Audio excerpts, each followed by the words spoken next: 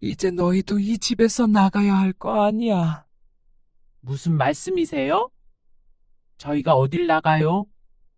이제 돌봐드릴 아버지도 없는데 너희가 여기서 더 이상 살 이유가 없잖냐. 아버님 돌아가실 때까지 모시고 이 집은 저희에게 주신다고 했잖아요.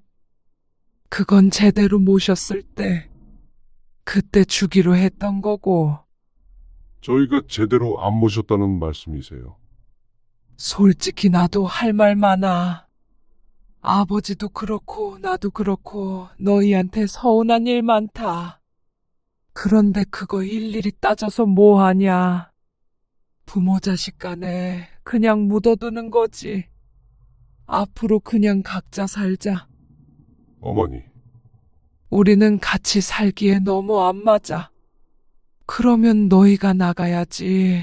내 집에서 내가 나가니? 어머니. 저희가 아버지를 4년이나 모셨어요. 직장도 그만두고 여기까지 올라왔고요. 그동안 저희 고생했던 거는요? 너희는 자식이 부모 돌보면서도 대가를 바라니? 그건 집을 안 준다고 해도 했어야 할 일이잖아. 오늘 이야기 속 주인공은 56세 김유순 씨입니다. 그리고 그녀의 시어머니에 관한 이야기이죠. 김 씨는 지난 4년간 치매 걸린 시아버지 병수발을 들면서 이를 악물고 버텼습니다. 그저 효심만으로 할 수 있는 일은 아니었습니다. 친정 아버지였어도 힘들었을 일을 하면서 김 씨는 시어머니의 약속만을 떠올렸습니다. 속물 같다고 할지는 모르겠지만 시아버지가 돌아가실 때까지 병수발을 들어주면 집 명의를 바꿔주겠다는 말만 찰석같이 믿고 버텼습니다. 그러지 않았으면 진작에 나가 떨어졌을 것이었습니다. 그리고 그렇게 병수발을 들기 위해서 김씨 부부도 많은 부분을 희생해야 했습니다. 하지만 나중에 큰 보상이 있다면 참을 수 있다고 생각했습니다. 그러니까 시어머니가 갑자기 말을 바꾸어 김씨 부부를 집에서 쫓아내겠다고 했을 때는 세상이 무너진 것 같았고 시어머니를 비롯한 시집 식구들에게 큰 배신감을 느꼈습니다. 아니, 속으로는 더한 욕도 했죠. 이제 80의 나이에 무슨 욕심이 그리 많아서 맏아들과 며느리 뒤통수를 친 것인 것 몰랐습니다. 어디 그러고도 잘 사는지 김 씨는 두 눈으로 똑똑히 지켜볼 생각이었습니다. 유일하게 돌봐줄 장남 없이 말년에 어떻게 살지 말이죠. 김 씨는 남편 그리고 딸과 함께 지방 대도시에서 살고 있었습니다. 남편은 두 아들 중 장남이었고 시부모님과 시동생은 전부 수도권에 살고 있었습니다. 김 씨의 시아버지가 치매에 걸린 지는 1년 정도 되었을 때 시어머니는 무척 괴로워했습니다. 자연히 자식들을 찾았죠. 네 아버지가 상태가 안 좋아.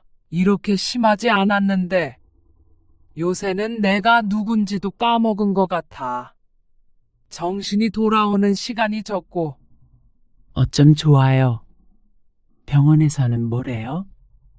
병원은 맨날 똑같은 소리만 하지. 글쎄 있잖냐. 그저께 네 시아버지가 밥상을 엎어버리는 거야. 그런데 나도 힘에 부쳐가지고 언제까지 이렇게 살 수 있을지 모르겠다. 시어머니는 김 씨에게도 전화를 걸어 푸념했습니다.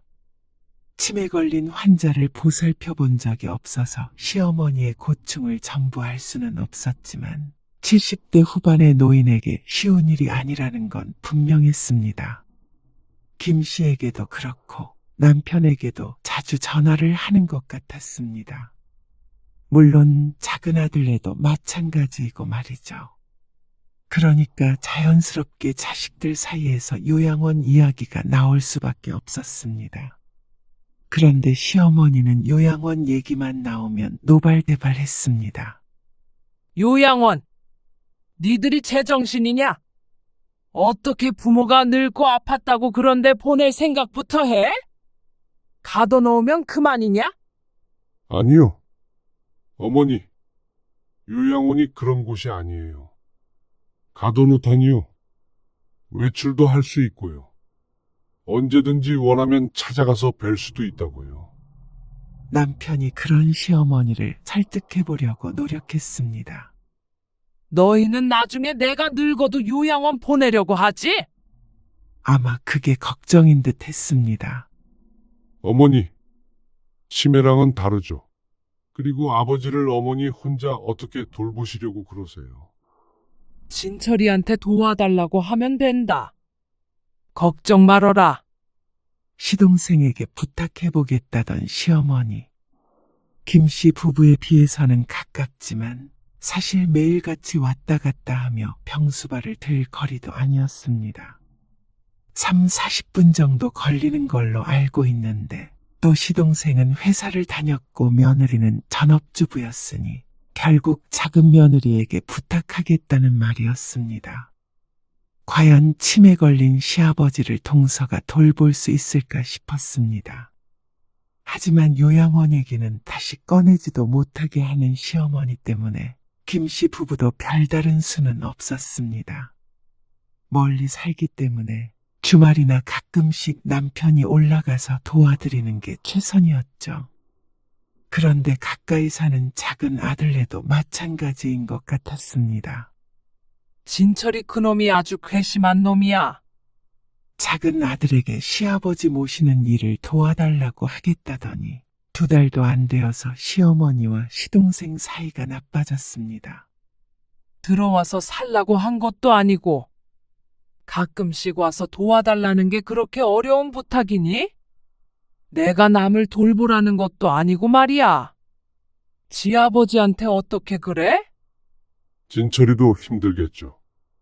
서준이 엄마도 말이야. 몇 번 와서 밥 차려주고 하더니 이제 안 오겠단다. 아, 그래요? 그래. 자기가 왜 시아버지 병수발까지 들어야 하느냐면서 말이야. 지들 사업 어려웠을 때 아버지가 도와줬던 건 생각도 안 나나 보지. 남편이 시어머니와 통화하는 소리를 듣고 있는데 김 씨는 이해할 수 있을 것 같았습니다.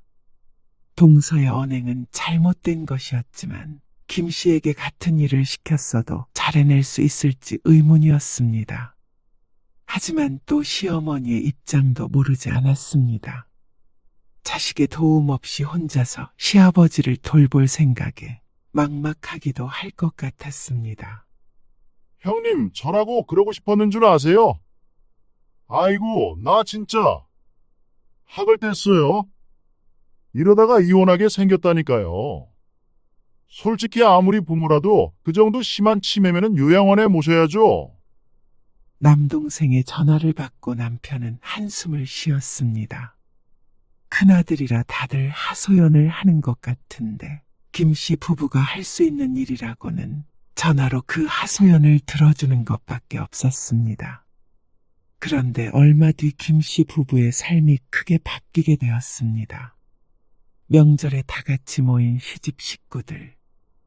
전부 다 김씨의 남편을 바라보고 있었습니다. 너희가 올라와서 아버지 좀 모셔라. 시선을 받고 있는 남편도 그리고 김씨도 당황스러웠습니다. 저희가 어떻게 올라와요? 직장은 어떻게 하고요? 직장이야. 여기서 다니면 되는 거잖냐. 그게 그렇게 쉽게 되나요? 너 어차피 곧 퇴직할 때 되지 않았어? 그렇다고 미리 퇴직해서 올 순 없죠. 저희도 먹고 살아야 하는데. 그게 걱정이면 와서 네 아버지 모시면 이 집 너희 앞으로 해주마. 시어머니의 말에 또다시 놀랄 수밖에 없었습니다. 이야기가 어떻게 이렇게 진행되고 있는지 정신을 차릴 수 없었죠. 아니, 그게 갑자기 무슨 소리세요? 집을 주신다고요? 그래. 진철이도 그러겠다고 했어. 김 씨가 시동생을 돌아보자 지긋지긋하다는 듯이 고개를 절레절레 저었습니다. 하지만 정말로 미리 얘기가 된 듯 반대하지 않았습니다. 아무리 그래도 어떻게 이렇게 갑자기. 그런데 말도 안 되는 소리라고 생각했던 김 씨는 머릿속이 복잡했습니다. 시부모님의 아파트는 서울 경기도에 있는 32평짜리 아파트였는데 신축은 아니었어도 수억이었습니다. 금액은 알아보지 않아 모르지만 최소 5억은 되지 않을까 싶었죠. 그런데 남편의 퇴직을 앞두고 있는 지금 5억이라고 한다면 솔직히 흔들리지 않을 사람이 몇이나 될까 싶었습니다. 딸도 대학을 졸업해서 취업 준비를 하고 있는데 나중에 시집도 보내고 하려면 아무래도 부담이 되는 건 사실이었습니다. 그런데 아파트 명의를 넘겨주겠다니 남편의 직장을 옮긴다고 하더라도 절대 손해보는 조건이 아니었습니다. 물론 시아버지 병수발이라는 가장 큰 난관이 없다면 말이죠. 김 씨는 잠시 생각에 잠겼다가 머릿속으로 고개를 저었습니다. 아무리 그래도 시어머니도 시동생도 힘들다고 못하겠다는 일을 김 씨 부부라고 잘해낼 리 없었습니다. 김 씨도 남편도 비슷한 일은 해본 적이 없었고 오랫동안 살던 터전을 두고 이사를 하는 게 이 나이에 쉽지도 않았죠. 집은 걱정 없잖냐? 여기 들어와서 살면 되지. 방도 남아도는데? 그건 힘들 것 같아요. 무리예요. 남편도 같은 생각을 했는지 거절했습니다. 그러자 시어머니가 눈에 띄게 실망했습니다. 집을 줘도 싫다 그래. 바보 아니니? 그렇게 따진다면 시동생도 얼른 나서서 자기가 하겠다고 했어야 했는데 집을 준대도 안 하겠다는 걸 보면 이유가 있을 것 같았습니다. 그런데 명절이 끝나서 집에 돌아온 뒤에도 시어머니는 포기하지 않았습니다. 진모야, 내가 혼자 네 아버지를 어떻게 해보냐, 어? 나까지 치매에 걸리게 생겼다. 네가 장남 아니냐? 졸지엔 울먹거리는 소리에 남편의 시름이 깊어졌습니다. 일도 잘 손에 안 잡히는 모양이었습니다. 그러던 어느 날이었습니다. 여보, 아버지 말이야. 남편이 힘들게 운을 뗐습니다. 김 씨는 어쩐지 남편이 할 말을 알 것 같았습니다. 올라가서 우리가 모실까? 어머님, 아버님을? 어머님은 그렇다 쳐도 아버님을 우리가 어떻게 해? 내가 어떻게든 돌보면? 당신이 어떻게? 집 때문에 그래? 그것도 그거고. 아버지 이대로 돌아가시면 후회할까봐 그렇지. 어머니 말대로 내가 장남이잖아. 그런 책임감으로 할 수 있는 일이었다면 아마 시어머니도 김 씨 부부를 부르지 않았을 것이었습니다. 그리고 나도 곧 퇴직해야 되는데 당신이나 나라 걱정 많았잖아. 퇴직하고 무슨 일 할지 말이야. 그러면서 회사 분위기도 안 좋다고 했습니다. 나이 들어 돈만 많이 축내는 직원을 반기는 회사는 많지 않을 것이었습니다. 그런데 취업 준비를 하던 딸이 서울에 취업이 됐다는 소식을 전했습니다. 대학을 그쪽에서 나왔기에 수도권 쪽도 고려하는 건 알고 있었지만 시기가 참 공교로웠습니다. 그리고 한 달 정도 오랫동안 고심한 끝에 결국 김 씨 부부는 시어머니의 제안을 받아들이게 되었습니다. 남편은 퇴사를 했고 집도 정리하고 다 같이 경기로 올라왔습니다. 딸도 같은 집에 머물며 출퇴근을 하기로 했습니다. 역시 내 아들. 효자야, 효자. 시어머니는 무척 좋아했고 모든 것은 순조롭게 흘러가는 것처럼 보였습니다. 아버님, 아니 이게 무슨...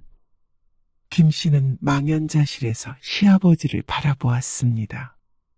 김 씨의 남편과 시어머니는 외출한 상태였고 집엔 김 씨와 시아버지 단 둘뿐이었습니다. 시아버지의 치매가 악화되어 집에 누군가는 꼭 있어야 했기에 같이 외출하지 못했습니다. 그런데 시아버지를 들여다보려고 안방문을 열었던 김 씨는 화들짝 놀랐습니다. 어디선가 오물 냄새가 풍겨왔고 그 원인이 바로 시아버지임을 확인하자 뒷걸음질 칠 수밖에 없었습니다. 방 상태가 말이 아니었습니다. 시아버지는 가끔 대소변을 가리지 못하게 되어 남편이 외출할 때는 꼭 기저귀를 채웠는데 그게 익숙하지 않고 불편했는지 빼버린 모양이었습니다. 시어머니도 아닌 시아버지라 김씨는 어떻게 해야 할지 몰랐습니다. 그런데 그때 시아버지가 나와서 소파에 누웠습니다. 바지를 스스로 올린 것인지 겉보기에는 문제가 없어 보였지만 지나가면서 안 좋은 냄새를 풍겼습니다. 일단은 방부터 어떻게 해야 했는데 남편이 올 때까지 기다릴 수가 없었습니다.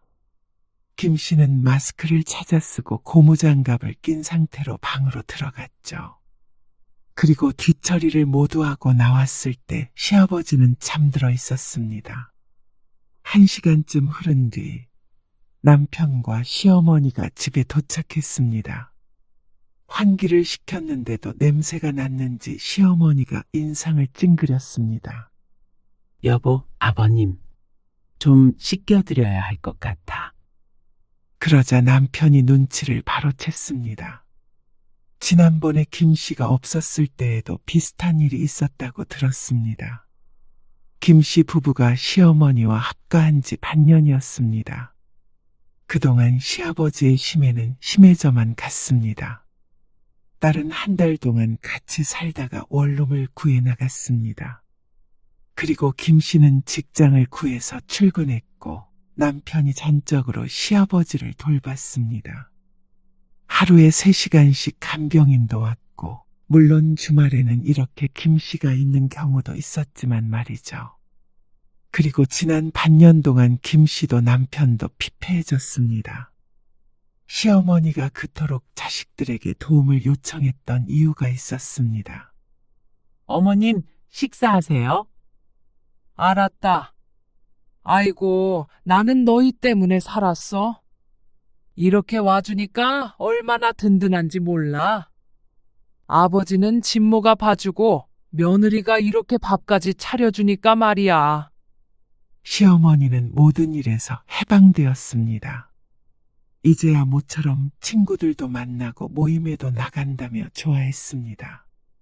반면에 김 씨와 남편은 모든 일로부터 구속되었죠. 집을 받기로 했어도 50대의 경제활동을 멈출 수 없으니 김 씨는 일터로 나가게 됐고 남편은 꼼짝없이 집에서 시부의 병수발을 들었습니다. 간병인이 있는 시간에는 휴식을 취하기는 하지만 그렇다고 외출해서 누굴 만난다던가 일을 할 수 있을 정도로 긴 시간은 아니었습니다. 아무리 각오를 하고 온 일이라고 하지만 그렇다고 쉬울 수는 없었습니다. 김 씨는 근무 시간이 길지 않아 아침, 저녁 준비를 도맡아 했습니다. 그리고 빨래나 집안일도 대부분 김 씨의 몫이 되었습니다. 하지만 그렇다고 남편에게 시킬 만한 상황도 아니었습니다. 아버지, 이렇게 해보세요. 이걸 입어야 나가죠. 치매에 걸렸어도 새벽 일찍 눈 뜨는 시아버지 때문에 남편도 늘 그 시간에 기상했습니다. 그리고 그때부터 아버지와의 씨름이 시작되는 것이었습니다. 나 회사 가야 해? 지각하겠어. 아니요. 지금 회사 가는 거 아니에요. 병원 가려는 거예요. 다리 좀 들어보시라니까요. 아, 무슨 소리야? 내가 병원을 왜 가? 시아버지는 어느 때는 멀쩡하진 않아도 이렇게 대화가 됐다가 또 언제는 말을 잊은 듯 아각거리는 소리만 낼 때도 있었습니다. 자꾸만 회사에 가겠다고 우기긴 해도 이 정도면 양호한 상태였습니다. 아버님, 식사하세요. 김 씨의 목소리에 시아버지가 옷을 입고 나왔습니다. 그거 독약이지? 나 죽이려고 하지? 이 나쁜 년. 너 누구야? 아버지, 며느리잖아요. 어서 앉으세요. 드시고 병원 가야 해요. 나 안 가. 아이고, 나 먼저 나가야겠는데. 아, 모임 가세요. 그래, 하필이면 꼭 아침부터 약속을 잡아. 노인네들이. 시어머니는 먼저 식사를 마치고 자리에서 일어났습니다. 아버님, 여기에 앉으세요. 김 씨가 시계를 힐끔거리며 말했습니다. 곧 출근해야 할 시간이 다가와서 얼른 먹고 치워야 했습니다. 그런데 시아버지가 갑자기 식탁을 팔로 쓸어버리며 소리쳤습니다. 내가 이거 먹고 죽을 줄 알고 아버지, 김 씨는 얼음이 되었습니다.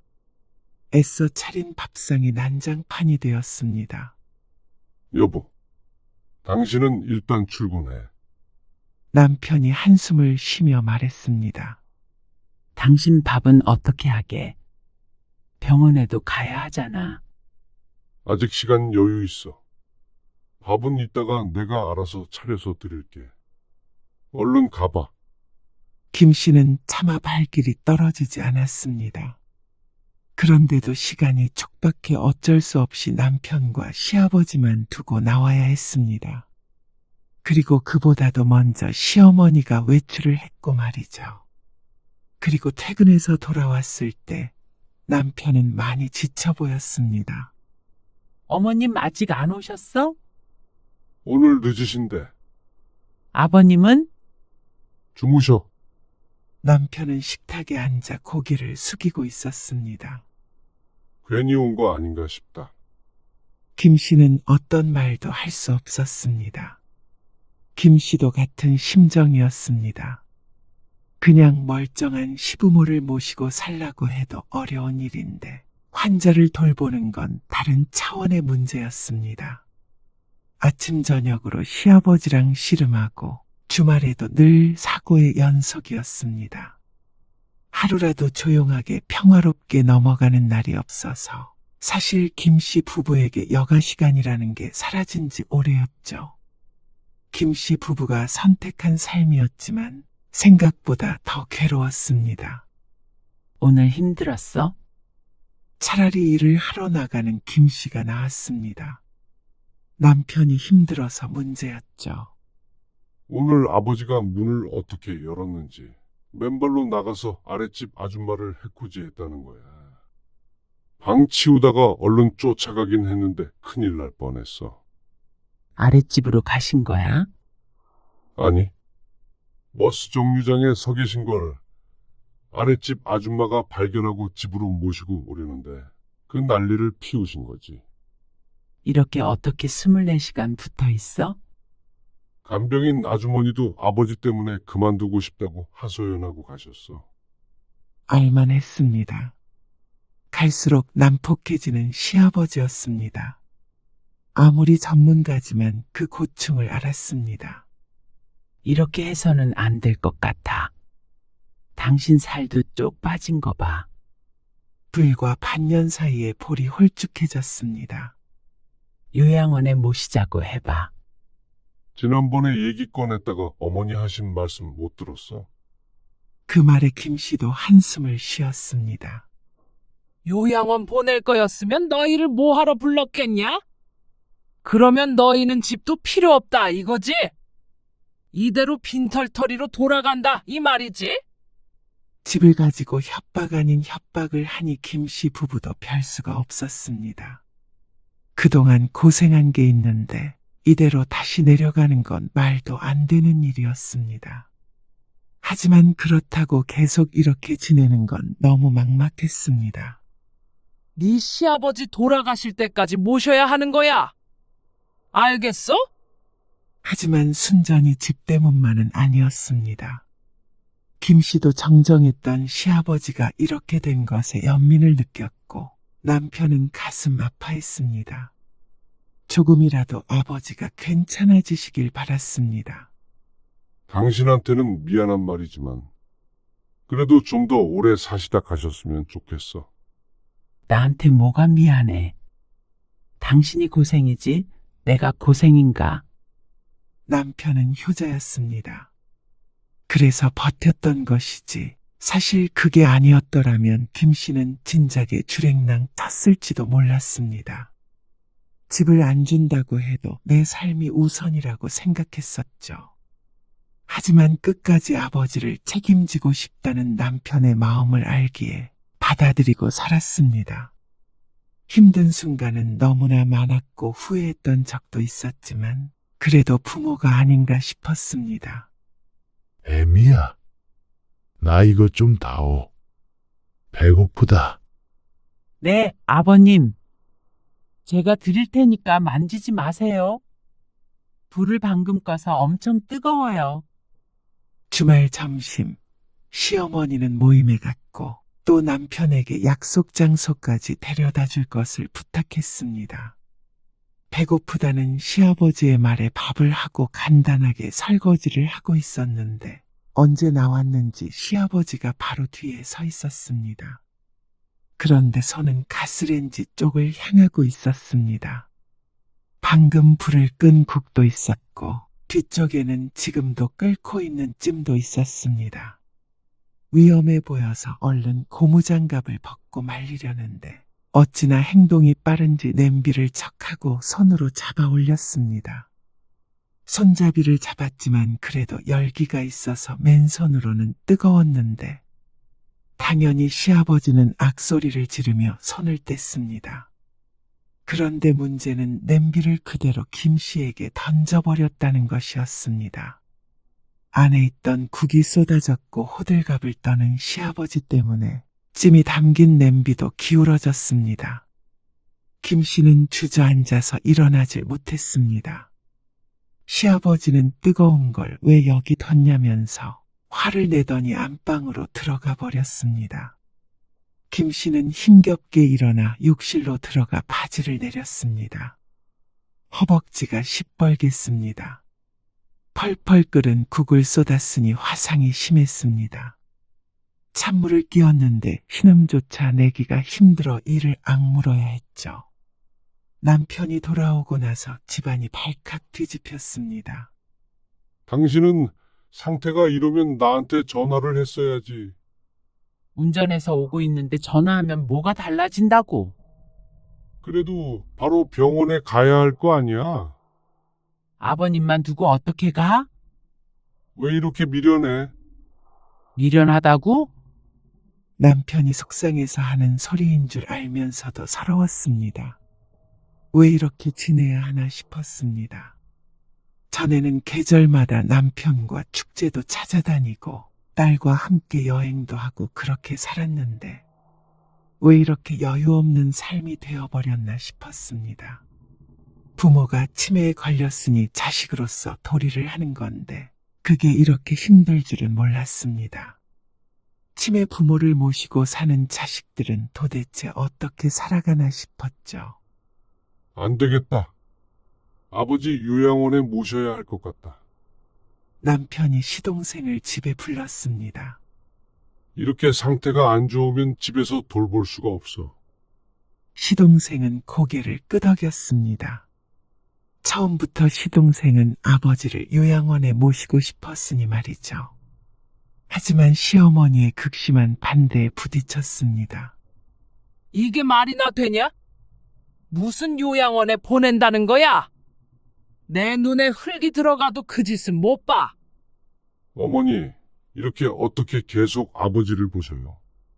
현실적으로 생각 좀 해보세요. 너희 이 집 안 받아도 된다는 거야? 그렇게 되더라도 어쩔 수 없다고 생각해요. 그러자 시어머니는 큰 충격을 받은 듯 했습니다. 식음은 전폐하고 결사반대를 했습니다. 어머니, 도대체 왜 이러세요? 저도 힘들고 현정이 엄마도 힘들어요. 예? 그런다고 부모를 버리는 자식이 세상에 어디 있냐? 그러고도 너희가 사람 소리 들을 것 같아. 만약에 네 아버지 요양원 보내면 나는 그냥 눈 감을란다. 그렇게 되면 더 이상 살아갈 이유가 없다면서 시어머니는 알아누웠습니다. 자식 이기는 부모 없다더니 시어머니는 끝까지 자식들에게 져주지 않았습니다. 결국 또다시 김씨 부부가 두 손 두 발 다 들었습니다. 시간이 지나며 허벅지의 화상 자국은 희미해졌습니다. 하지만 딱 그만큼 시아버지의 병세는 악화되었습니다. 나중엔 아무도 알아보지 못했고 스스로 한 번도 화장실에 가지 못했습니다. 가끔은 물건을 던지기도 했고 집 밖에서 발견된 것도 여러 번이었습니다. 그래도 사고가 안 난 게 다행이라고 위안하며 살았습니다. 그렇게 김씨 부부는 아버지를 4년간 모셨습니다. 그리고 시아버지는 돌아가셨습니다. 자다가 아주 평온하게 눈을 감았는데 지난 4년간의 일은 꼭 없었던 일 같았습니다. 때가 되어서 가셨는데도 남편은 슬퍼했습니다. 돌아가시기 전까지 모셨으니까 마음이 더 그런 것 같았습니다. 고생 많았어요, 형수님. 시동생 부부가 와서 인사했습니다. 4년 동안 명절 때만 잠깐씩 얼굴을 비쳤던 사람들이었습니다. 초췌해진 김씨 부부에 비하면 아주 얼굴색이 좋았습니다. 시어머니는 장례식 내내 울었습니다. 아이고, 치매 걸려서 마누라 고생은 그렇게 시키더니 좀 더 살다 가지. 남들은 치매 걸린 남편을 끝까지 집에서 보살폈다며 시어머니를 칭찬했습니다. 그리고 김씨 부부도 덤이었죠. 장례가 끝나고 집으로 돌아온 날 김씨는 이제 모든 것이 끝났다고 생각했습니다. 평범한 일상으로 돌아갈 수 있다고 믿었습니다. 하지만 그것은 착각이었습니다. 장례가 끝나고 얼마 지나지 않은 어느 날 김씨는 아파트 단지 앞을 지나다가 어르신들이 수근거리는 소리를 듣게 되었습니다. 저 여자가 그 며느리라면서? 아, 시부 죽으니까 시모 쫓아내고 집 뺏어 가려고 그런다는. 나도 오며 가며 몇 번 본 적 있어. 근데 그렇게 안 봤는데. 설마 자신을 보고 하는 말인가 싶어서 뒤를 돌아보자 노인들이 화들짝 놀라며 시선을 피했습니다. 김씨는 걸음을 서둘러 집으로 들어왔습니다. 그런데 뜻밖의 인물이 집에 와 있었습니다. 형수님, 오셨어요. 아, 도련님 어쩐 일이세요? 그냥 엄마도 걱정되고 그래서요. 엄마가 할 얘기도 있다길래 잠깐 들렀어요. 그렇게 얼굴 보기가 힘들었던 시동생인데 시아버지가 돌아가시니까 용건이 없어도 이렇게 찾아올 수가 있는 모양이었습니다. 김씨는 조금 나쁜 마음이 들 것 같아서 얼른 고개를 저었습니다. 아마도 혼자 남겨진 어머니가 걱정되어 온 것이겠거니 생각했죠. 그러던 어느 날이었습니다. 남편은 시아버지가 돌아가신 뒤로 수습해야 할 일이 끝나자 새로 직장을 알아봤습니다. 김씨만 일을 보냈던 게 미안했는지 자신도 얼른 다시 일을 시작해야겠다고 했습니다. 일자리를 구하기 위해 상담을 다녀오겠다며 집을 나섰던 남편이 저녁에 집에 돌아왔습니다. 김씨는 다 같이 먹을 식사 준비를 했습니다. 시아버지가 돌아가시니 퇴근을 해서 집에 온 후에도 집은 조용했습니다. 이제 아버지도 돌아가셨는데 니들은 앞으로 어떻게 하려고 그래? 식사를 하던 시어머니가 뜬금없는 질문을 했습니다.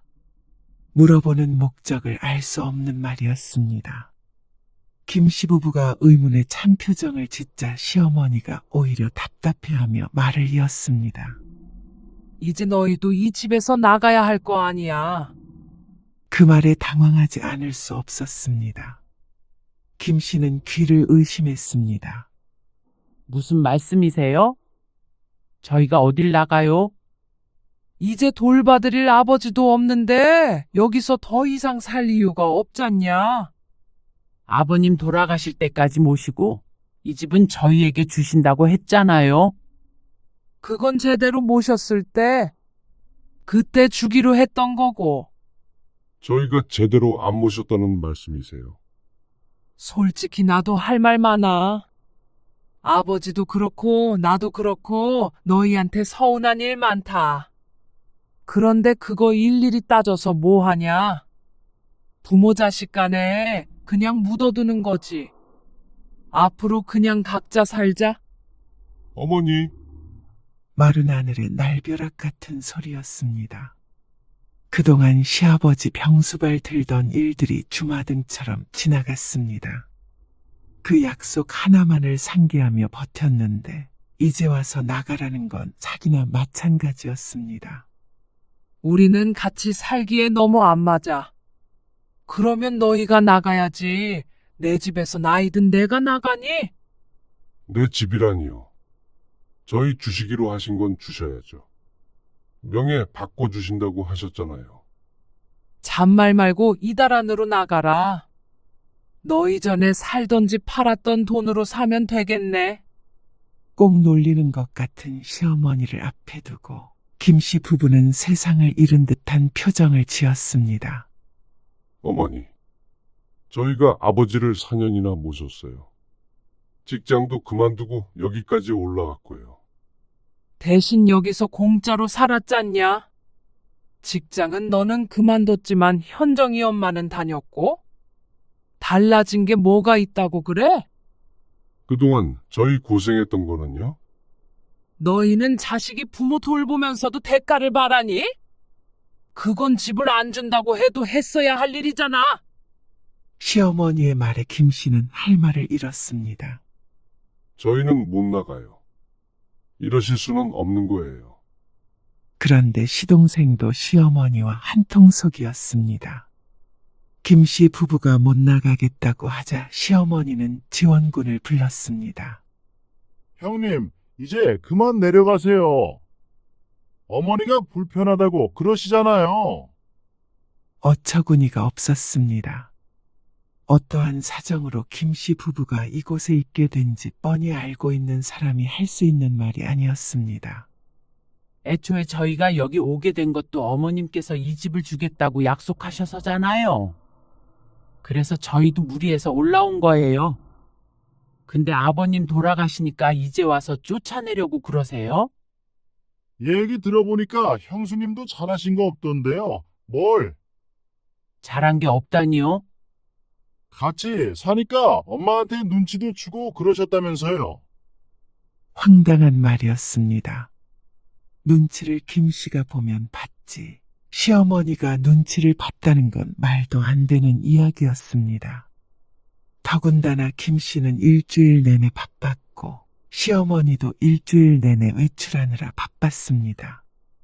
얼굴 마주보고 대화하는 건 하루에 몇 분 되지도 않았습니다. 넌 말도 안 되는 얘기 하지 마. 어머니, 현정이 엄마 고생한 거 알면 그런 말씀 못 하시죠.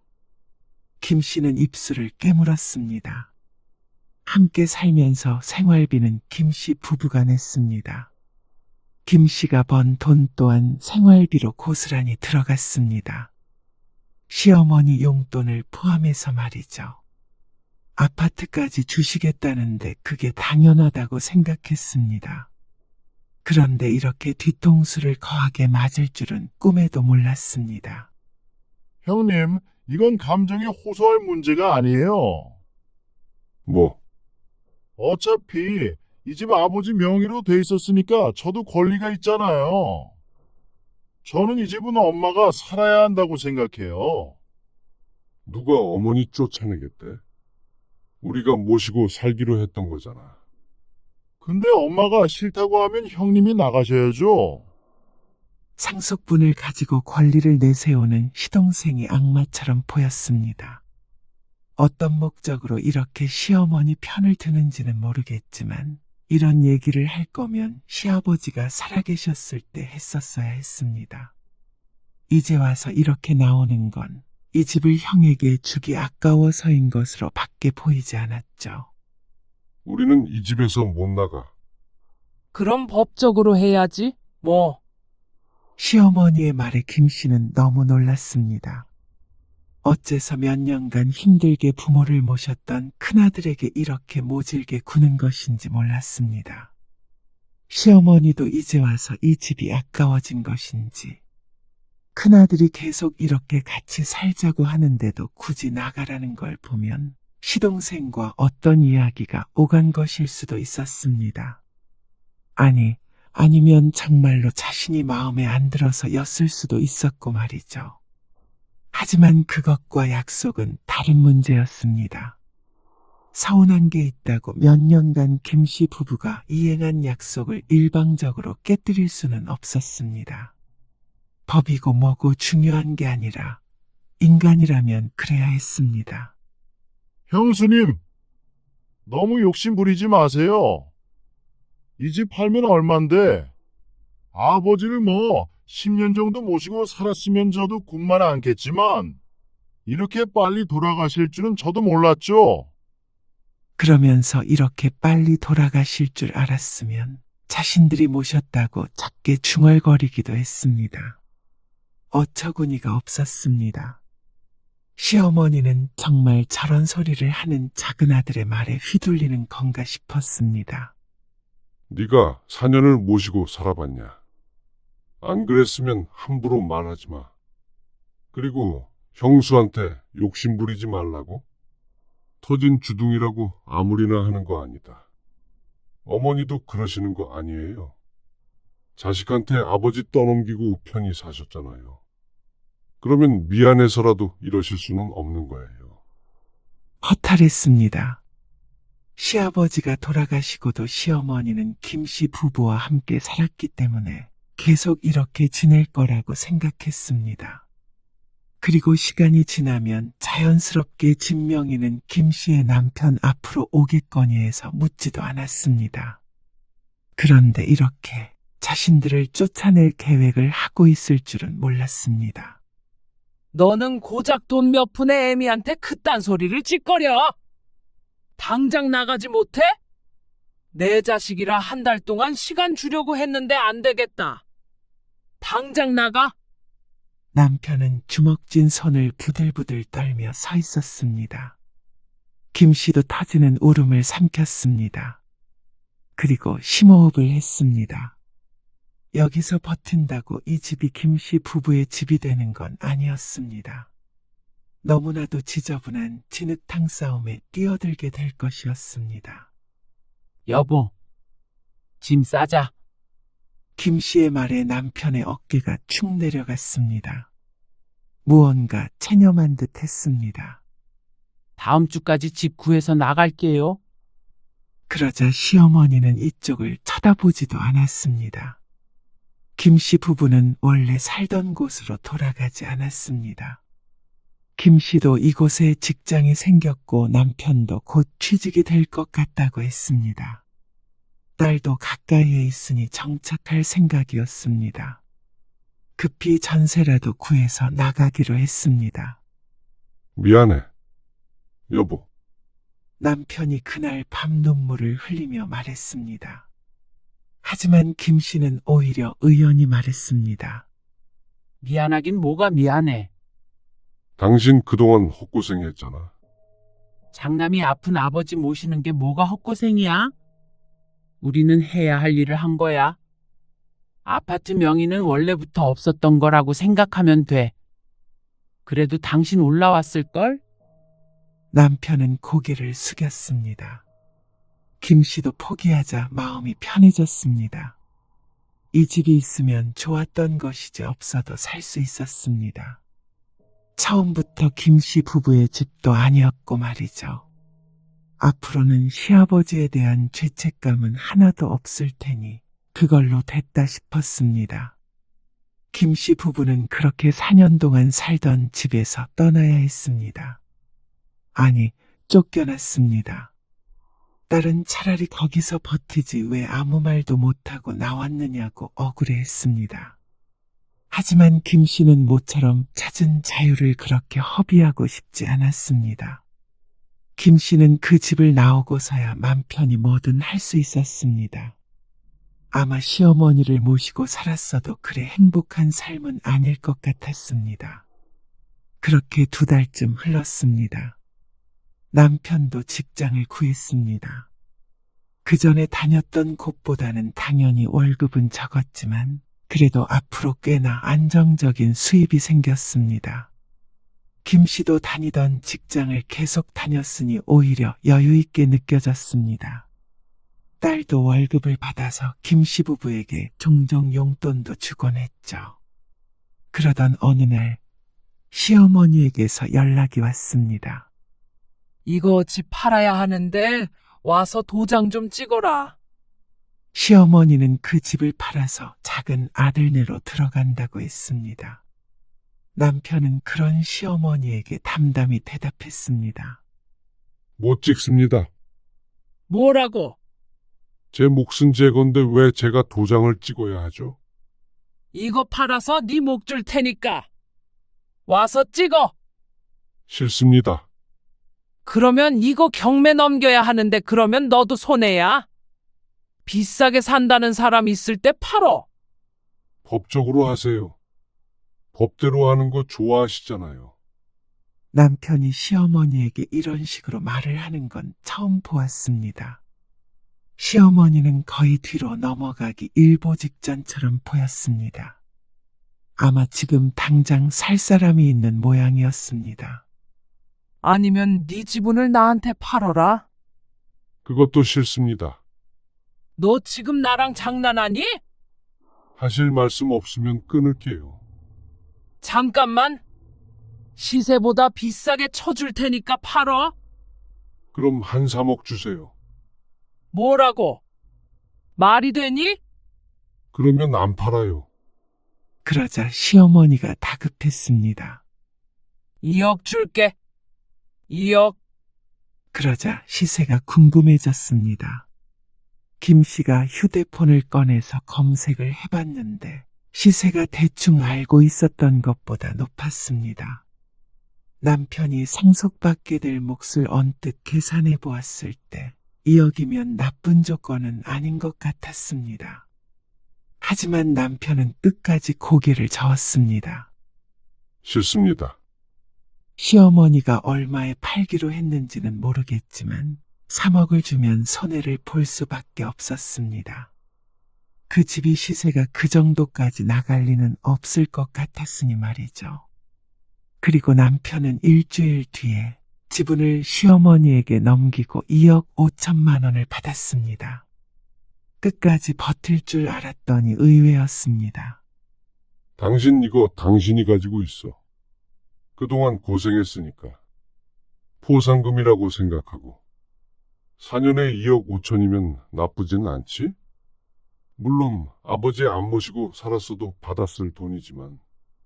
남편의 말이 맞지만 포상금이라고 생각하면 괜스레 기분이 좋았습니다. 그런데 웬일인지 또 열흘쯤 뒤에 시어머니에게서 다시 한번 전화가 왔습니다. 집을 사겠다던 사람이 계약을 안 하겠다고 한 모양이었습니다. 그런데 또 그 가격에는 팔리지 않고 자꾸만 집값이 내려가서 억울한 것 같았습니다. 그러니까 너한테 준 돈도 돌려줘라.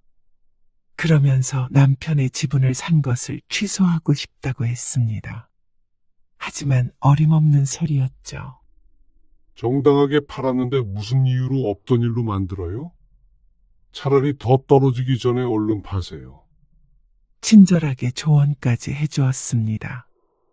그리고 그 뒤로는 집을 어떻게 팔았는지 어쨌는지 알지 못했습니다.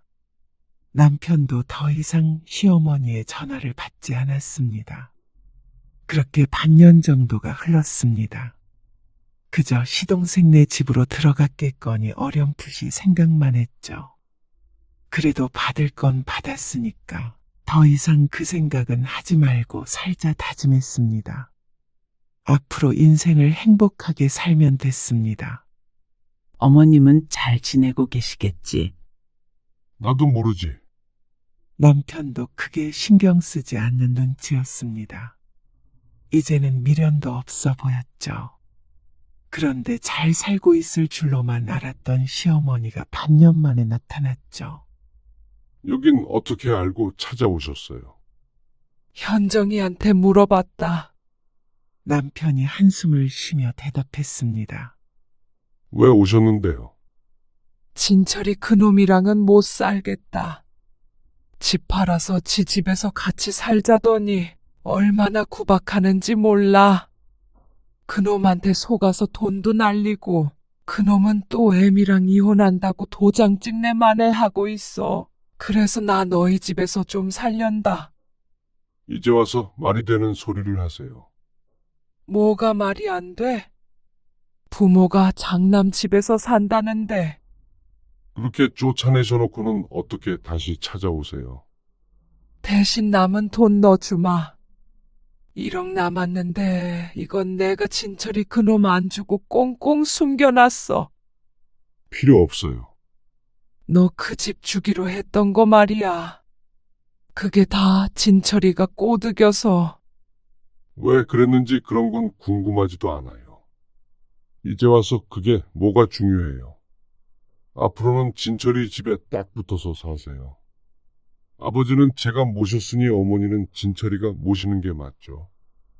진모야, 진철이한테 어머니 모시면 그 돈도 마저 주겠다고 약속하세요. 그러면 잘 모시겠죠. 이제는 찾아오지 마세요. 남편은 매정하게 보일 정도로 단호했습니다. 시어머니를 내보내고 문을 닫았고 밖에선 아무 소리도 들리지 않았습니다. 큰아들의 냉정한 모습에 다소 놀란 듯도 보였습니다. 그리고 돌아갔는지 다시 문을 두드리지는 않았습니다. 한 번만 더 찾아오면 그땐 차라리 이사 가자. 남편은 지금의 평화가 깨지는 걸 원하지 않는다고 했습니다. 그래도 어머니인데 괜찮아? 쫓겨나는 그날 다 내려놨어. 김 씨는 남편의 어깨를 토닥였습니다. 시아버지 생전에 못다한 효도는 충분히 했고 이제는 자신들의 삶을 살아갈 때라고 생각했습니다. 창밖으로 보이는 하늘은 오늘따라 유난히 맑고 푸르렀습니다.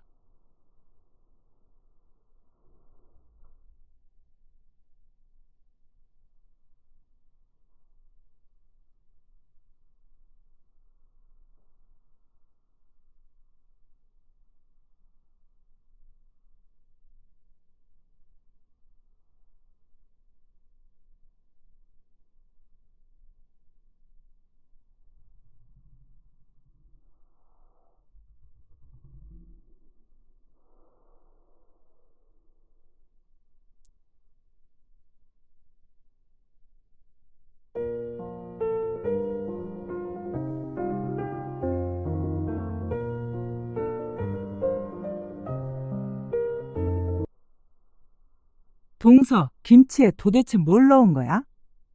뭐가요? 김장할 때 안 먹어봤어? 저는 그냥 어머님이 시키시는 대로 했는데 어머님은 맛있다고 그러시던데요. 왜요? 이상해요? 이상한 정도가 아니라 내가 전에 그랬지. 어머님 김치 점점 맛이 이상해지는 것 같다고. 어머님 입맛이 정말 끝났나 보다. 효진이 아빠도 갖다 버리라고 난리야. 아까 어머님한테 전화해서 이젠 김장하지 말라고 그러더라. 어머, 정말요? 어머님이 난리치시는데도 이런 김치 어떻게 먹느냐고. 내년부턴 김장 안 할 것 같아. 밥 빌리는 것도 이참에 끝낸다고 옆집 아저씨한테 전화할 거래. 참 희한하긴 하네. 오늘 이야기 속 주인공은 54세 장지숙 씨입니다. 그리고 그녀의 시어머니에 관한 이야기이죠. 장 씨는 젊어서부터 자신이 나이 들면 시어머니처럼 김장을 좋아하게 되나 궁금했습니다.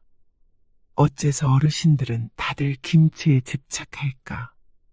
골병이 나면서도 왜 굳이 100포기, 200포기씩 김장을 하나? 나이가 들면 이해하게 될 줄 알았습니다. 하지만 여전히 알 수 없었습니다. 50대 중반이 되어서도 시골에 불려가 배추 농사를 돕고 몇 날 며칠 동안 김장하느라 녹초가 아니라 거의 시체가 되어야 했죠. 그리고 남편, 김치를 별로 좋아하지도 않으면서 김장에 참여하지 않겠다고 말도 못하는 남의 편이었습니다. 장 씨가 김장은 그만하겠다고 얘기했을 때는 노인네 비위 좀 맞춰줄 수 있는 거 아니냐며 오히려 부부싸움까지 했습니다. 그리고 아픈 몸을 이끌고 가서 혼자서 중노동을 하게 생긴 장 씨는 이제 더 이상 참을 수 없었습니다. 지난 20여 년간 했으면 됐습니다. 김장이 그렇게 하고 싶다면 각자 자기 먹을 것만 해서 먹는 게 맞았습니다. 그게 아니라면 며느리를 공짜 노동력으로 부리는 건 이제 그만해야 했습니다. 장 씨도 곧 며느리를 볼 나이지만 시어머니를 보며 다짐했습니다. 장 씨가 결혼한 지 1년도 되지 않은 늦가을이었습니다. 시어머니로부터 김장하러 오라는 전화를 받았을 때 그저 김치 담그는 일이 얼마나 대수겠냐 싶었습니다. 장 씨의 친정 부모님도 한 번도 김장을 한 적이 없었습니다. 친정 아버지가 신김치를 좋아하지 않아서 필요하다면 그때그때 겉절이를 해먹지 김장김치를 먹지는 않았고 김치가 들어간 찌개 종류도 즐겨 먹지 않았습니다. 당신 김치 좋아했어?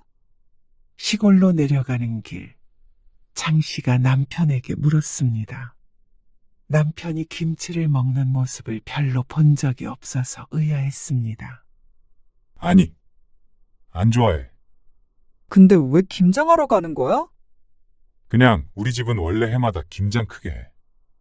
온 식구 다 와서 명절 같은 거라고 생각하면 돼. 남편의 대답에 젊은 날의 장 씨는 조금 놀랐습니다.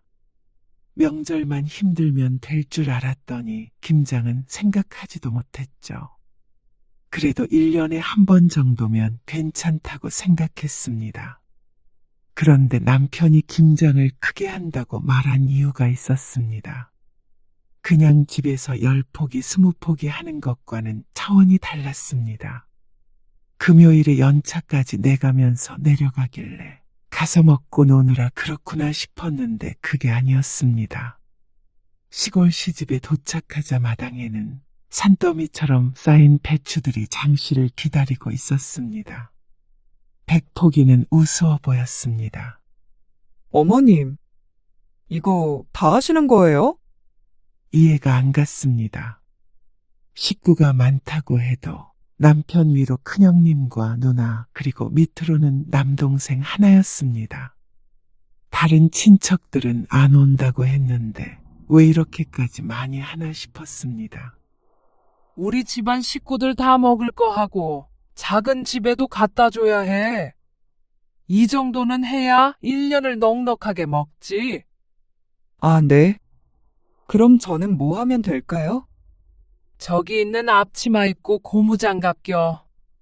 가정집이 아닌 김치 공장에서 입을 법한 파란색 코팅된 앞치마를 입었습니다. 배추부터 씻어야지. 장 씨와 큰 동서, 작은 동서 셋, 그리고 시어머니가 그 많은 배추를 절이기 시작했습니다. 남자들은 대야를 옮기거나 주로 힘쓰는 일을 했는데 사실상 여자들도 마찬가지였습니다. 이렇게 본격적으로 김장하는 것을 본 적이 없던 장 씨는 혼이 빠지는 경험을 했습니다. 금요일에 회사까지 쉬어가면서 온 이유는 정말로 주말 내내 김장을 해야 했기 때문이었습니다.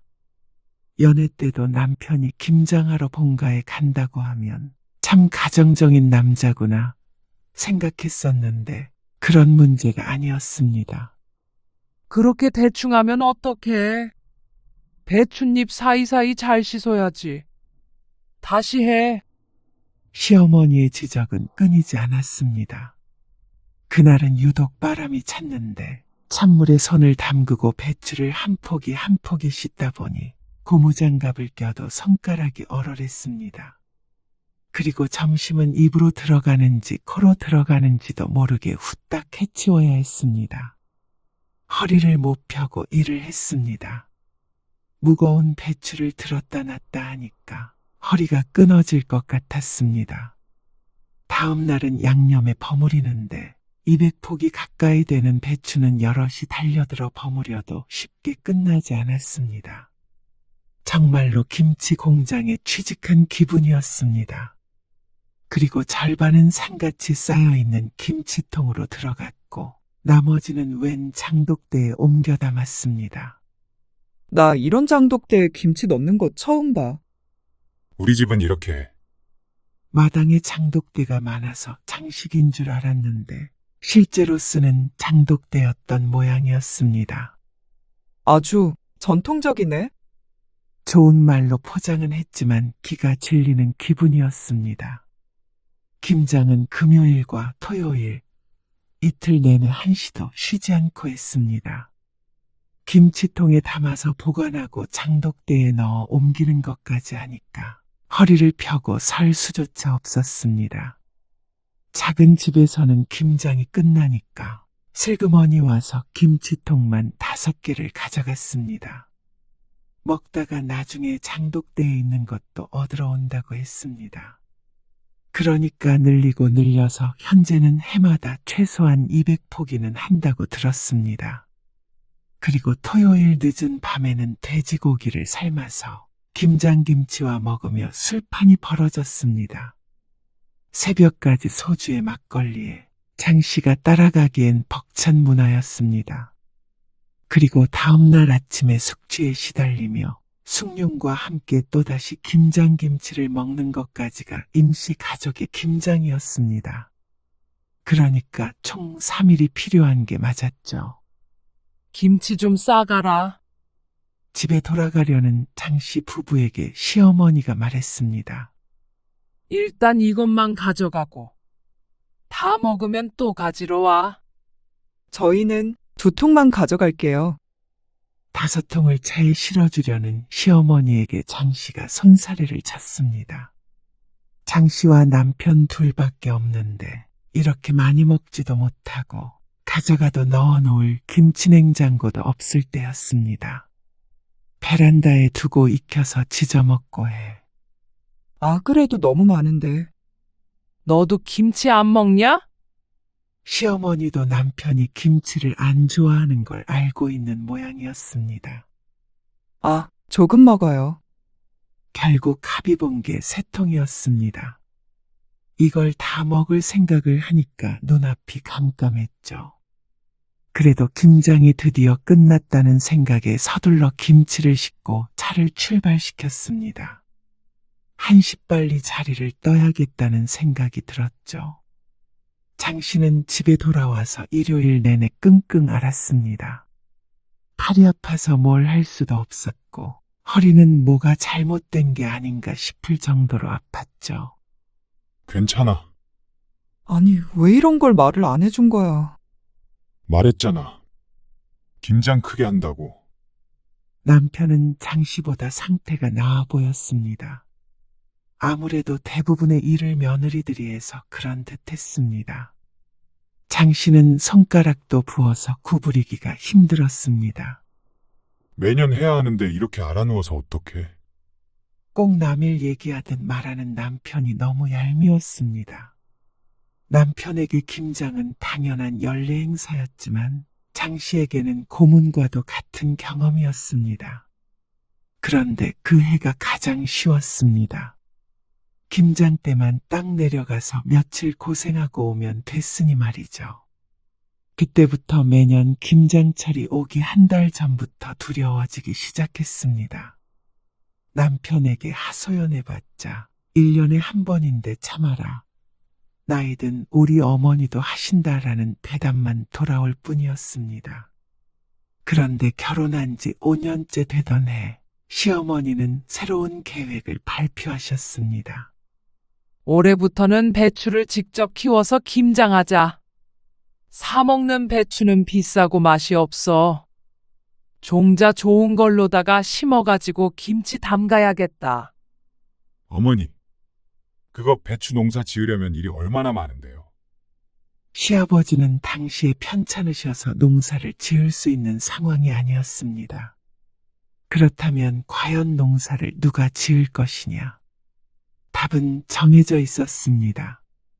집에서 50m 정도 떨어진 곳에 밭이 200평 정도 있거든. 그게 옆집 밭인데 농사를 안 지으셔. 그 밭 빌려가지고 농사 짓기로 하셨대. 이게 다 무슨 소리인가 싶었습니다. 배추 농사를 직접 지어서 김장을 한다는 소리는 장씨 주위에서는 들어본 적이 없었습니다. 그리고 장 씨가 망연자실한 이유는 농사를 짓는 것도 종종 내려가서 도와야 한다는 말 때문이었습니다. 김치 얻어먹는 입장에서 손 놓고 있을 수 없잖아. 다 같이 해야지. 김치를 공짜로 얻어먹는 것처럼 말하지만 노동은 처음부터 끝까지 다 했고 양념비도 각 집에서 나눠서 냈습니다. 차라리 우리는 김치 먹지 말자. 가지도 말고. 어떻게 그러냐. 나도 힘들어. 그런데 어떻게. 어머니가 무조건 그렇게 해야 한다는데. 아니, 근데 우리 작년 김장김치 한참 남았잖아. 사실 김치를 그리 좋아하지도 않았지만 시어머니의 김치는 입맛에 맞지 않았습니다. 그래서 손이 잘 안 갔고 남편은 자신의 어머니의 김치인데도 잘 먹지 않았습니다. 그래서 매년 김치가 남았고 또 새로 김장한 김치를 받아오려면 있던 김치를 버릴 수밖에 없었습니다. 버리는 것도 일이었고 얼마나 죄스럽고 억울하던지 고생고생해서 김장했던 기억에 눈물을 머금고 김치를 버리는 걸 남편도 뻔히 알면서 왜 자신의 어머니에게 한마디도 못하는지 몰랐습니다. 거의 1년 내내 김장을 위해서 사는 것 같은 어머니를 말리지 못했죠. 결국 다음 해부터는 정말로 농사를 지었습니다. 그렇게 김장은 1년짜리 프로젝트가 되어버렸습니다. 모종 심으러 와야지. 농사는커녕 화분 하나 키워본 적이 없었던 장 씨는 이렇게 손이 많이 가는 일인 줄 몰랐습니다. 모종을 심고 나중에 수확하면 되는 줄 알았지만 그 사이에 일이 무척 많았습니다. 그러니까 주말마다 자주 시골로 내려가야 했습니다. 떼약볕 아래서 허리를 굽히고 밭일을 하는데 내가 지금 여기서 뭘 하고 있나 싶었습니다. 김치라도 잘 먹으면 모르겠는데 사실상 장씨 부부에게는 전혀 이득이 없는 일이었습니다. 물론 모든 일들을 이득만 따져서 할 수는 없는 것이었지만 시집에 내려오기만 하면 고된 노동을 하니까 점점 꺼려질 수밖에 없었습니다. 그렇게 20년이 넘는 세월, 김장에 목을 매며 살았던 것 같았습니다. 명절보다도 더 지독했습니다. 그래서 그동안 김장철만 다가오면 남편과 마찰도 많이 생겼고 실제로 이혼 소리가 나올 만큼 크게 싸운 적도 있었습니다. 나 정말 올해는 안 가. 장 씨의 말에 남편이 한숨을 푹 내쉬었습니다. 그런데 이제는 1년에 한 번인데 그것 좀 참고 하면 안 되냐는 소리를 하지 못했습니다. 1년에 하루 이틀로 끝나는 일이 아니었으니 말이죠. 그리고 남편도 많이 지친 것 같았습니다.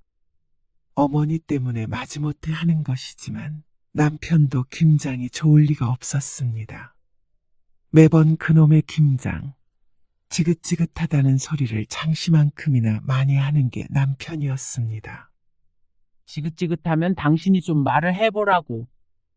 김장하지 말란 소리 하면 어머니 쓰러지셔. 당신도 알잖아.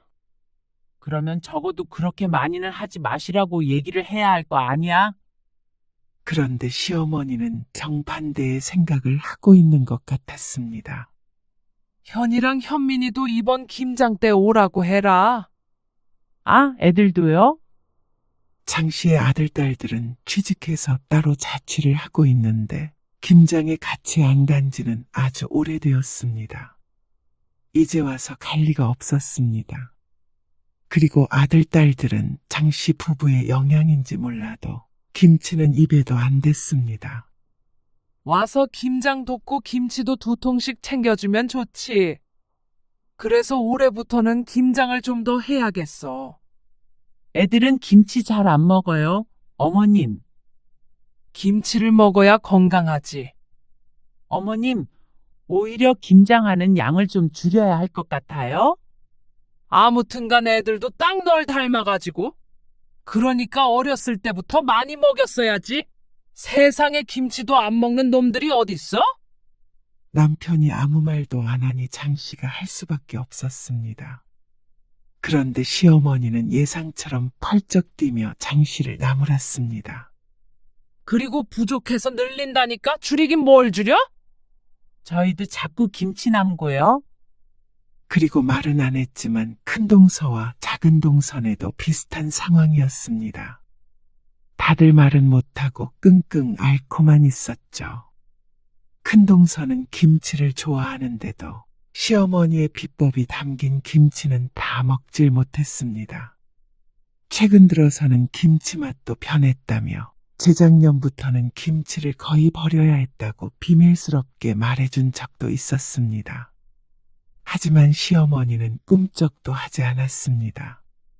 그러니까 가지고 가서 부지런히 먹으라니까 그러네. 창고에 김치 잔뜩 있어. 그리고 한 7, 8년 전에는 시골집 마당 쪽에 토굴같이 생긴 창고도 만들었습니다. 김치 보관할 장소가 부족하다는 것이 그 이유였습니다. 그리고 토굴에 넣어야 김치가 맛있다는 말을 듣고는 1년간 자식들을 들들 볶았죠. 자식들이 돈을 모아서 그 창고를 만들어줬는데 장 씨는 그걸 볼 때마다 속이 쓰린 기분이었습니다. 애들 못 오면 네가 넉넉히 싸가서 나눠줘라. 며느리의 말은 들리지 않는 모양이었습니다. 무슨 말을 해도 시어머니의 고집을 꺾기가 힘들었습니다. 남편이나 다른 형제들이라도 좀 강력하게 말해줬으면 싶었는데 다들 무슨 효심이 그리 깊은 것인지 그 앞에서는 김치를 맛있게 먹는 척을 잘도 했습니다. 이 상황을 바꾸고 싶은 건 장씨뿐인 것 같았죠. 그러다가 다음 해 장씨가 허리를 다쳐 수술을 받게 되었습니다. 시골에 좀 내려갔다 올게. 남편은 어김없이 배추 농사를 지으러 내려갔습니다. 장씨는 어쩌면 허리를 다친 게 낫다 싶기까지 했습니다. 시골에 다녀와도 이 정도 통증을 느꼈으니까 말이죠. 그런데 농사일에는 빠졌지만 김장날까지 피해갈 수는 없었습니다. 당신도 가긴 가야지. 이런 허리로 가서 김치 담그라는 거야? 올해는 쉴 거라 생각했는데 남편의 난감한 표정을 보니 진담으로 하는 말인 걸 알았습니다. 어머니가 무거운 거 안 들면 된다고 그러시니까. 어머니가 어쩌고 하는 저 주둥이를 콱 때려버리고 싶었습니다. 그런데 남편은 힘이 없었고 시어머니는 장씨에게까지 전화를 걸어 신신당부를 했습니다. 너 하나 안 오면 다들 얼마나 힘들겠냐? 나라도 안 아프면 모르겠는데. 늙은 몸뚱이가 말을 안 듣니까 너도 와서 거들어야 할 거 아니냐. 어머님, 저쪽으로 앉아서 일하는 걸 할 수가 없어서요. 아, 그러면 서서 하면 되지. 마음 같아서는 다 때려치겠다고 성질을 내고 싶었습니다. 하지만 효자 남편을 가진 덕에 그마저도 힘들었습니다. 여보, 힘들겠지만 이번만 어떻게 잘 넘겨보자. 내년에는 농사 그만 짓고 배추도 절여진 거 사다가 하자고 꼭 말씀드릴게. 진작에 그렇게 바꿨어야 했습니다. 요새 누가 직접 배추를 절여서 하나 싶었습니다. 마트에만 가도 죄다 절인 배추를 파는데 말이죠. 그래서 남편의 말을 믿고는 시골에 내려갔습니다. 애미야, 그렇게 해가지고 오늘 해지기 전에 다 할 수나 있겠냐? 어머님, 제가 허리가 아파서요. 허리 안 아픈 사람이 어디 있다고 그래? 그럼 내가 하리? 시어머니는 70세가 넘어가면서 김장일에는 거의 손을 보태지 않았습니다. 이렇게 씻어라, 저렇게 절여라, 고춧가루 좀 더 넣어라 하며 지시만 하셨죠. 그런데 허리 아프다는 며느리에 대한 배려는 전혀 없었습니다. 남편은 울그락불그락해지는 장씨와 시어머니 사이에서 눈치만 보고 있었습니다. 어머님, 이거 젓갈 좀 더 넣어야 할 것 같아요. 그리고 좀 싱겁게 절여진 것 같기도 하고. 하던 그대로 했는데 무슨 소리야? 큰동서의 말에 시어머니는 김치를 조금 뜯어 맛보더니 단호하게 말했습니다. 맘만 좋구만. 주변에서 다들 김치 달라고 난리야. 주변에서 달라는 김치까지 전부 본인이 하려고 하니 죽어나는 건 며느리들이었습니다. 모르긴 몰라도 동선에도 장씨 부부와 크게 다르지 않을 것 같았습니다.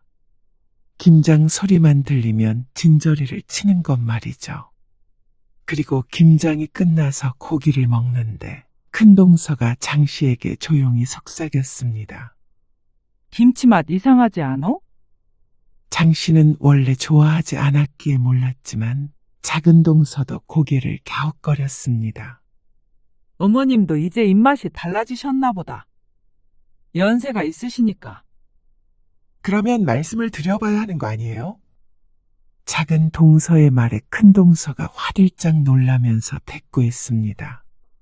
행여나 그러지 마로. 난리 난다. 그리고 이미 200폭이나 했는데 어쩌겠어.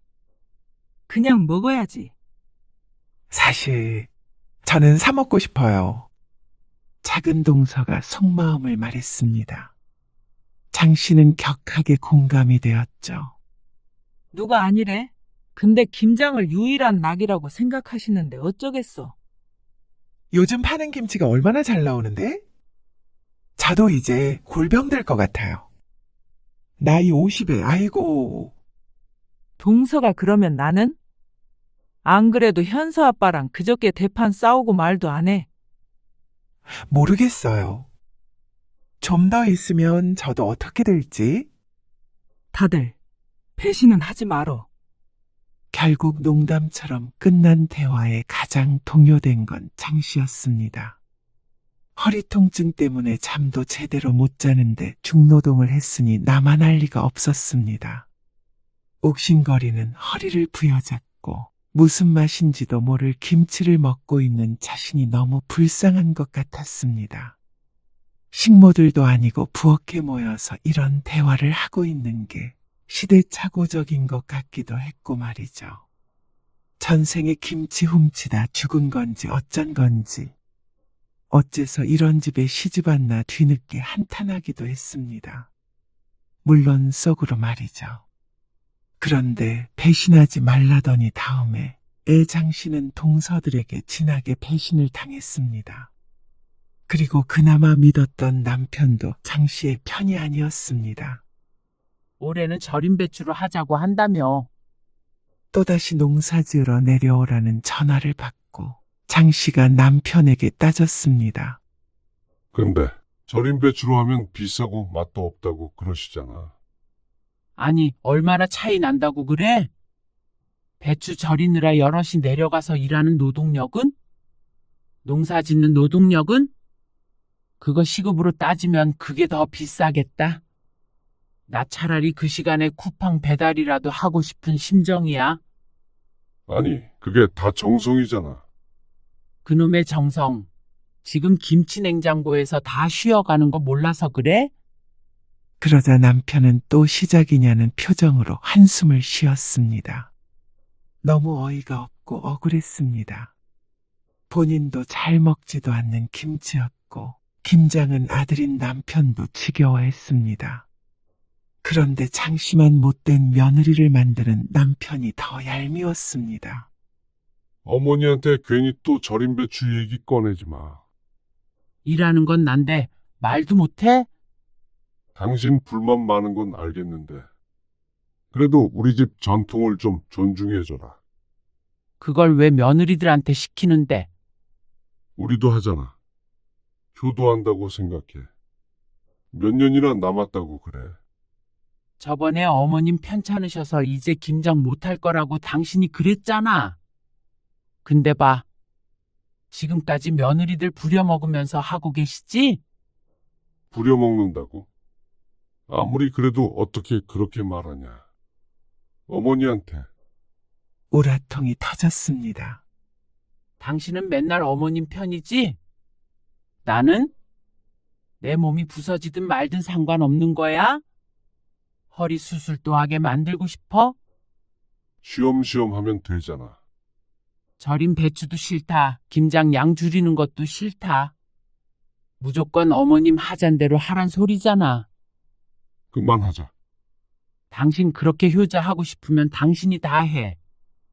배추 심는 것부터 김치 담그는 것까지. 아니, 오늘따라 왜 이렇게 예민하게 굴어? 예민하다고? 나이 50 넘어서 시집 김장 불려가서 며칠 동안이나 김장하다 오는 여자가 어디 있어? 요즘 세상에? 요즘 이러면 이혼당해. 알어? 뭐? 이혼? 진짜 말이면 단 줄 아나. 당신은 처가 행사에 그렇게 발벗고 나선 적 한 번이라도 있어? 지금 처가 얘기가 왜 나와? 결국 남편과의 대화는 과열이 되었습니다. 장 씨는 남편과 며칠 동안 말을 하지 않았습니다. 밥상도 차리지 않고 본체 만체했습니다. 이 나이에 남편이 뭐가 무섭다고 벌벌 떨까요? 그러자 남편이 먼저 화해를 청했습니다. 미안해. 내가 생각이 짧았어. 어머니한테 올해는 양이라도 줄이자고 꼭 말할게. 그 다음에 차츰 줄여서 김장 없애자. 한 1, 2년만 고생해줘. 이번에 백포기도 많아. 솔직히 다들 남아도는데 왜 그렇게 고집 부리시는 거야? 작은 집도 이제 안 가져가잖아. 가장 많이 가져다 먹었던 작은 집은 식구도 줄어서 김치를 조금씩 사다 먹겠다고 했습니다. 그래서 재작년부터는 먹을 사람이 남편 형제들밖에 없었죠. 그런데도 여전히 200포기를 고집했습니다. 어디다 갖다 팔아도 될 양이었습니다. 그러니까 매번 동네방네 나눠주고도 남아서 내려갈 때마다 김치통에 한가득 김치를 싸줘서 문제였습니다. 친정에도 가져다 주라면서 김치를 싸주는데 솔직히 김치를 좋아하든 안 하든 남의 집 김치가 입에 맞는 경우는 잘 없었습니다. 장 씨가 여동생과 친구 몇몇에게도 진작에 한 통씩 줘봤는데 그 해뿐이었습니다. 결국 모든 건 시어머니 만족을 위한 일이었습니다. 덜 힘들었다면 장 씨도 시어머님이 좋아하시니 웬만하면 하자 생각하겠지만 내 건강까지 잃어가면서 효자 노릇을 할 수는 없었습니다. 알았어. 어머니한테 말씀드릴게. 이번에는 정말로 약속 지켜? 알았어. 이번이 정말 마지막이야? 그런데 김장하는 날을 하루 앞두고 불길한 연락을 받았습니다. 형님, 죄송한데 저 내일 못 갈 것 같아요. 뭐? 왜? 효진이 아빠랑 싸웠어요. 김장 때문에. 효진이 아빠가 다 때려치고 가지 말라고 소리치길래 그러자고 했어요. 그래서 저 지금 효진이랑 여행 왔어요. 장 씨는 할 말을 잃었습니다. 그 심정은 이해가 갔지만 장 씨도 사람인지라 덜컥 겁부터 났습니다. 작은 동서가 안 오면 큰 동서와 장 씨밖에 없는데 백포기만 한다고 하더라도 죽어나갈 각오를 해야 했습니다. 그래서 정말로 안 오게? 죄송해요.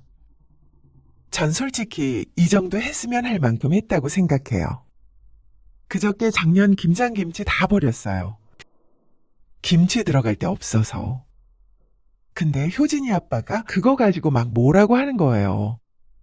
애효하고 한숨이 절로 나왔습니다. 장 씨도 몇 번이고 겪은 일이었기 때문에 작은 동서가 무슨 말을 하는지 알고 있었습니다. 얼마나 속상했을지도 말이죠. 그래서 이제 다신 안 가기로 했어요. 장 씨는 대답을 하기가 어려웠습니다. 이해가 가는 것은 별개로 자신의 앞날이 걱정되었습니다. 그렇지만 작은 동서에게 왜 배신을 하느냐며 뭐라고 할 수도 없었습니다. 장 씨야말로 진작에 작은 동서처럼 했어야 했는지도 몰랐습니다. 어쩔 수 없지. 형님도 힘들면 그냥 들이받으세요. 아이고, 모르겠다. 장 씨는 전화를 끊고 한참 생각에 잠겼습니다. 하지만 바로 다음 날이 김장인데 이제 와서 안 가겠다고 하면 큰동서한테 얼굴을 못 들 것 같았습니다. 그런데 당일 아침 장 씨와 남편이 출발해서 시골로 내려가고 있는데 이번엔 큰동서에게서 전화가 왔습니다. 동서, 동서 한마디에 장 씨의 가슴이 덜컥 내려앉았습니다. 작은 동서 못 간다며? 동서는 출발했어? 네. 근데 형님은 어쩐 일이세요? 그게 말이야, 우리 라헬이 있잖아. 지금 코로나에 걸렸다는데 봐줄 사람이 나밖에 없어서 이걸 어째? 손자가 코로나에 걸렸다며 당장 오늘이 김장인데 모서겠다는 큰동서. 어쩐지 느낌이 안 좋더니 장 씨는 허탈한 감정이 들었습니다. 지금 한 말이 사실이라면 어쩔 수 없지만 배신하지 말라던 큰동서가 작은 동서가 못 온다는 말을 듣고 똑같이 안 온다는 건 미심쩍긴 했습니다. 애가 아프니까 나 참 어머님한테 말씀드리니까 노발대발 하시긴 해. 근데 방법이 없잖아. 우리 애들도 주말에 일해야 한다고 그래서 나 없으면 안 되겠다네. 네, 어쩔 수 없죠. 미안해. 충분히 미안해야 할 상황은 맞았습니다. 하지만 동서들을 원망하는 게 무슨 의미인가 싶었습니다. 전부 다 피해자들인데 말이죠. 그러니까 전화를 끊고 남편을 쳐다보게 된 건 당연한 수순이었습니다. 뭐야? 형수도 못 온대? 형님한테 전화해 보던가? 그런데 참 아이러니한 게 남편이 형님에게 전화를 걸었더니 본인이 아이를 봐야 하는 것도 아닌데 안 오겠다고 한 것이었습니다. 일꾼 없이는 못 온다는 뜻인 듯 했죠. 그러면 지금 내려가고 있는 장 씨와 남편뿐이라는 건데 이 인원으로 어떻게 그 많은 김장을 하자는 것인지 몰랐습니다. 어떻게 우리끼리 해? 그럼 어떡해? 이제 와서 차 돌릴 수도 없고. 그리고 우리도 안 가면 어머니 혼자 어떻게 하라는 거야? 남편도 이 상황이 짜증이 났는지 목소리에도 그 기분이 묻어났습니다. 차 안은 조용했습니다. 도착할 때까지도 말이죠. 김장이 장난도 아니고 말이야. 괘씸한 것들. 시어머니는 화가 단단히 난 듯했습니다. 그런데 그보다 더 황당한 것은 장 씨였습니다. 마당에는 200포기는 될 듯한 배추가 있었습니다. 장 씨는 남편을 돌아보았습니다. 그러자 남편이 슬그머니 눈을 피했습니다. 분명히 줄이기로 했는데 어째서 작년과 똑같은지 몰랐습니다.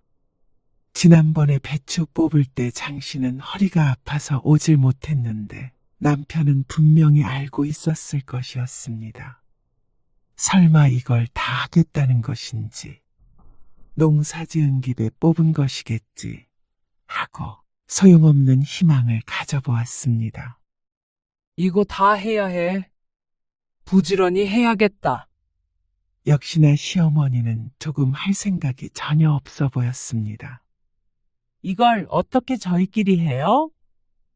사실상 시어머니의 노동력은 없다고 보면 되고 남편도 할 줄 아는 건 무거운 걸 옮기는 것밖에 없었습니다. 그것도 혼자서는 안 되니까 장 씨와 같이 들어야 했죠. 말도 안 된다고 생각했습니다. 왜 못해? 부지런히 하면 되지. 어머님, 이거 절반, 아니, 한 30포기면 충분해요? 그래도 남아요. 뭐? 그걸 누구 코에 붙여? 매번 남아서 처치곤란인데 매년 왜 이렇게 많이 하시는 거예요? 처치곤란이라니. 담가두면 다 먹는다. 매달 김치 가져가라고 성하니까 다들 마지못해 내려올 때마다 김치를 가져가는데 시어머니는 진정 그걸 모르나 싶었습니다. 시누이조차 김치 그만 주라고 하는 걸 여러 번 보았는데 말이죠. 얼른 배추 씻어. 어머님, 정말 절임 배추 써요. 네? 장씨도 더 이상은 무리였습니다. 도대체 김치가 뭐라고 이렇게까지 하는지 이해할 수가 없었습니다. 다들 맛있게 먹으면 또 모르겠는데 수요 없는 공급만 있으니 전부 다 헛노동이었습니다. 또 그 얘기야? 그게 얼마나 비싼 줄이나 알아? 비싸도 이 시간이며 정성이며 그 정도 갚해요. 그리고 그 배추를 어떻게 기른 건 줄 알고 사? 농약을 얼마나 쳤는지 어떻게 알고? 여보, 내가 많이 할 테니까 얼른 시작하자. 남편은 또다시 장씨의 편이 아니었습니다. 시어머니의 언성이 높아지자 남편은 안절부절 못하며 장씨를 말렸습니다. 결국 실질적인 김장은 장씨 혼자 해야 하는 것이었습니다. 어머님, 며느리 잡을 일이 있으세요? 뭐야? 다들 힘들어서 오지도 않고 먹지도 않는데 왜 이렇게 많이 하려고 그러시는데요? 수십 년 전통을 며느리 힘들다고 그만두냐? 그리고 다들 잘 먹는다니까 그러네. 안 그러냐? 네가 말해봐라. 시어머니가 남편을 향해 돌아보며 물었습니다. 그러자 남편이 우물쭈물하면서 대답했습니다. 그게 김치를 잘 안 먹긴 하는데 그러자 시어머니가 도끼눈을 했습니다. 네가 그렇게 말하라고 시켰냐? 김치 안 먹는 집이 세상에 어디 있어? 그래서 기어이 네가 우리 집 전통을 말아먹어야 속이 시원해? 나 죽을 때까지 할 거야. 만약에 김장을 못하게 된다면 다 장씨의 탓이라며 시어머니가 고래고래 소리를 질렀습니다. 이러다가 옆집에서도 나와 볼 것 같았습니다. 내가 그런다고 김장을 안 할 줄 알아? 다들 맛있다고 하는데 왜 너만 난리야? 그러자 찔끔한 남편이 금세 백기를 들었습니다. 아이고, 어머니. 알겠어요. 그냥 해본 소리예요. 다들 안 오고 저희끼리 하려니까 집사람이 겁을 먹었나 봐요. 겁먹을 게 뭐가 있어? 다 내가 시키는 대로만 하면 되는데. 네, 남편이 장씨를 향해 눈치를 줬습니다. 우리끼리라도 얼른 하자는 듯한 눈빛이었습니다. 도대체가 살 수가 없었습니다.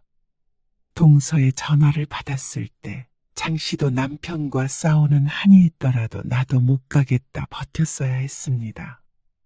그런데 여기까지 온 이상 못하겠다고 하면 김장을 못한 게 전부 장씨의 책임이 되는 것이었습니다. 아, 해치겠어? 빨리 못해? 해요, 해.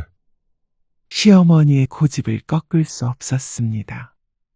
이런 남편을 믿고 있느니 장씨는 차라리 스스로 이 고난을 헤쳐나가야 한다고 생각했습니다. 이렇게 질질 끌려다니다가는 내년에도 내후년에도 60, 70이 넘어서도 김장을 해야 할지도 몰랐습니다. 이 자리를 박차고 나가면 또 남편과 싸우고 내년에 제발 1, 2년만 고생해달라 설득당하고 그 지긋지긋한 과정을 다시 해야 했습니다. 장씨는 마음을 독하게 먹었습니다. 올해로 김장을 끝내기로 결심했습니다. 그리고 그건 무조건 장씨에 의해서가 아니라 시어머니에 의한 것이어야 했습니다. 그래야 자식 탓하며 김장의 미련을 두지 않을 것이니 말이죠. 장씨는 그 순간부터 부지런히 움직였습니다. 허리가 끊어지는 한이 있더라도 끝까지 해내고 만다는 생각으로 하자 시어머니가 한마디를 보탰습니다. 허리 아프다더니 잘만 움직이는 구만. 순꾀병이야. 장씨는 속이 부글부글 끓었지만 참았습니다. 남편은 역시나 할 줄 아는 게 별로 없었습니다. 배추를 씻는 것도 제대로 못했습니다. 종일 걸려 배추를 씻고 자리고 인원이 적으니까 평소보다도 오래 걸렸습니다. 그리고 장씨는 다음날 양념을 만들 때 눈을 번뜩였습니다. 무채 좀 더 넣어라. 그래야 시원해. 네, 어머님. 멸치 액젓 넣고 딱 내가 넣으라는 만큼 네, 생강이랑 마늘 넣었냐? 네. 넣었어요. 어머님이 말씀하신 만큼요. 장 씨는 고분고분 대답했습니다. 시어머니는 느린 걸음으로 왔다 갔다 하면서 지시 감독을 했습니다.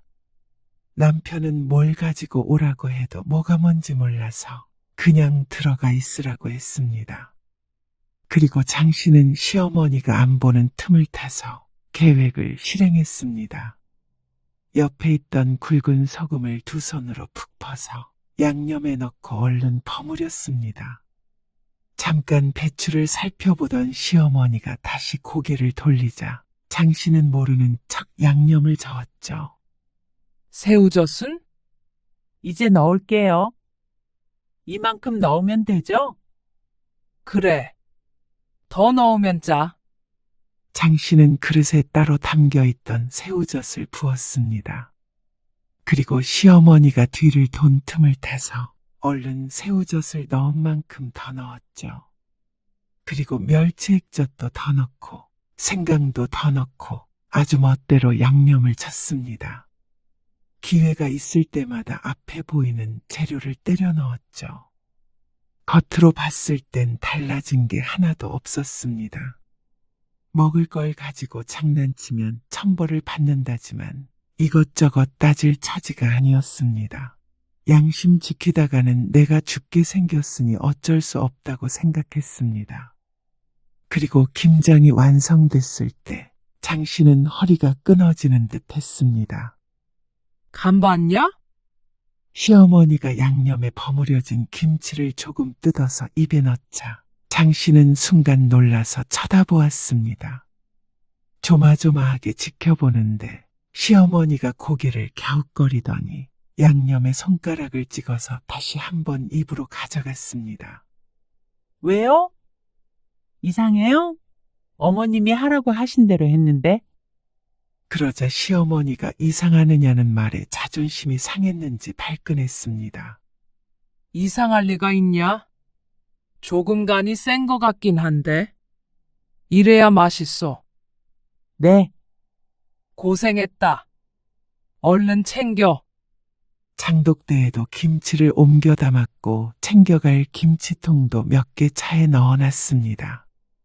식구들도 없으니 고기는 삶지 않기로 했습니다. 그래서 하루 일찍 집으로 돌아가기로 했죠. 이거는 올라가는 길에 저희가 다 전달할게요.